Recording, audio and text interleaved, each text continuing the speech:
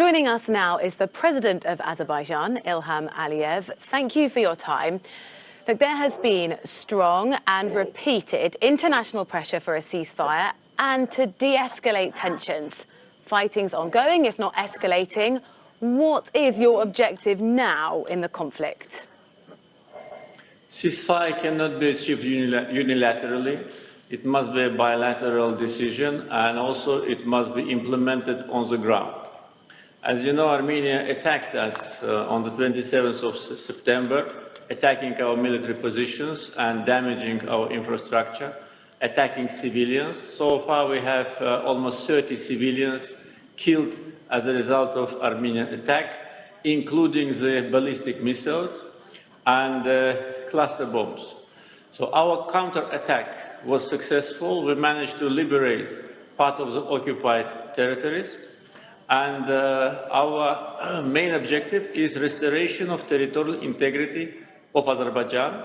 Armenia must give us a timetable for withdrawal of the troops from the occupied territories. And this timetable must be approved by the Minsk Group co-chairs, the countries which are mediators. And after that, I think the effort must be imposed on achieving the ceasefire. The countries that you're referencing have repeatedly asked for a ceasefire. Why isn't that happening now, pushing for that to happen immediately? Because we've been a subject of attack for many times. During the last 3 months, there have been 3 attacks on Azerbaijan. One in July on the border between Armenia and Azerbaijan, far away from the region of Nagorno-Karabakh. And the goal of Armenia was to occupy new territories of Azerbaijan, and they did not manage to do it. Our army defeated them. Then, August 23rd, they sent a sabotage group to commit terror acts against our civilians and military personnel. That also was a failure for them because the head of the sabotage group was detained, and he gives evidences exactly about what I'm saying. And in the end of September, they launched a massive attack on our villages and cities.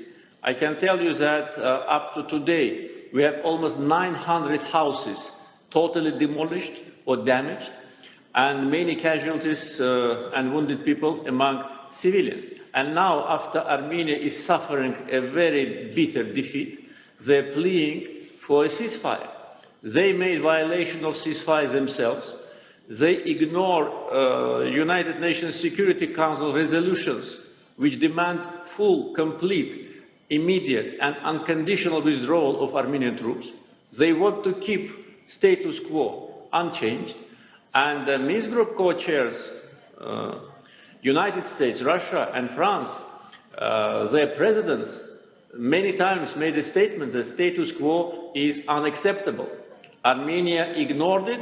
But now Azerbaijan itself is changing the status quo, and I think that will be an important step towards the soonest resolution of the conflict. Mr. President, civilians have been killed on both sides of this conflict. How do you reconcile that with your aims?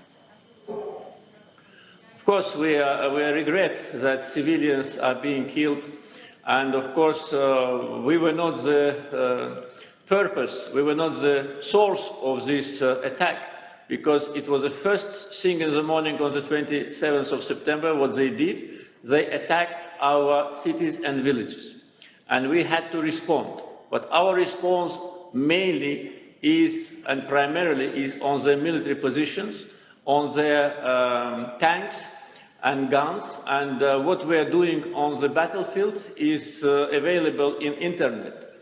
Our drones and our other equipment demolished only military objectives on the occupied territories. Unfortunately, Armenia is using civilians in order to have more people on the ground because the demographic situation is very bad, and we have video about the civilians being just next to the guns, And of course, Armenia would be able to say, I'm sorry to interject, Mr. President, that civilians on their side have been killed in this fighting, and they would dispute exactly why it was that on the 27th of September, this violence flared up again. Let me bring you to a promise that your foreign minister made last year that said it was necessary to take concrete measures to prepare the populations for peace. What we are seeing right now is the opposite of that. How are you trying to limit the suffering of civilians? You know, we are not responsible for this outbreak. As I said, we were subject of a physical attack from Armenian army, which is situated on the occupied territories of Azerbaijan. Apart from that, the current Armenian regime did everything in order to destroy the negotiation process. Exactly 1 year ago, Armenian Prime Minister at a rally in the occupied area of Azerbaijan made a statement that Karabakh is Armenian. And that statement actually destroyed negotiation process, because the principles which are on the table and which are the basis for settlement, they demand the return of the occupied territories to Azerbaijan. And when Armenian Prime Minister says that there will be not a centimeter of land to return to Azerbaijan, when he says that Karabakh is Armenia, when they organize illegal settlement of foreign people on the occupied territories, which is a brutal violation of Geneva Convention, they destroy negotiation process. After that, in order to make us responsible for that, they attack us 3 times, July, August, and September. And when we beat them on the battlefield, they call everywhere, they make a plea to everyone, stop Azerbaijan.